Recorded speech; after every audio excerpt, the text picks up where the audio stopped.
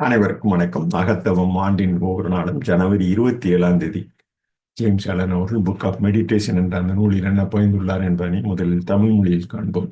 ஒரு சொல்லில் கூற வேண்டும் என்றால் நாம் நன்மை என்று கூறலாம்.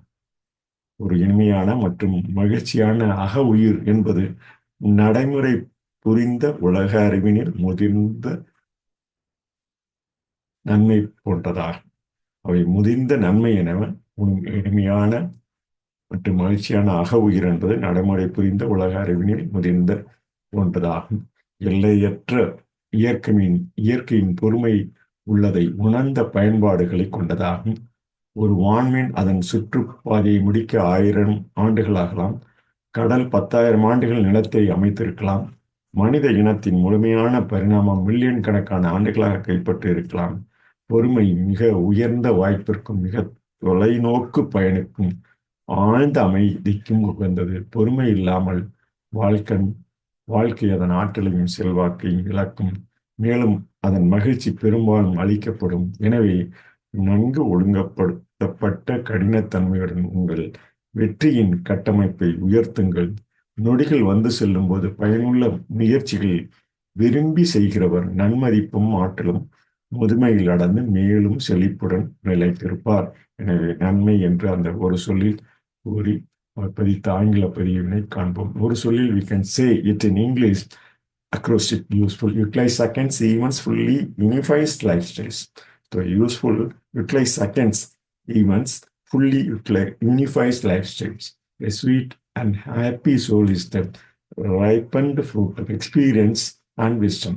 There is an infinite patience in nature which it is profitable to contemplate. A comet may take 1,000 years to complete its orbit.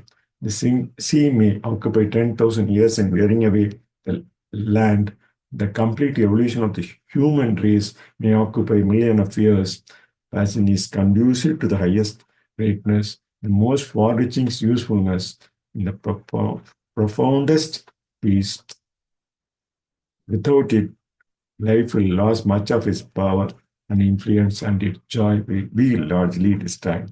So, with well-ordered earnestness, raise though thy stature of success. He who fills with useful pursuits the minutes as they come and grows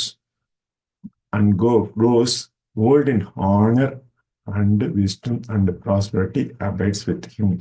So, utilize the seconds events fully unifies lifestyle. So usefully we improve our lifestyle in all occasions, all in minutes, all seconds, events fully utilize lifestyle.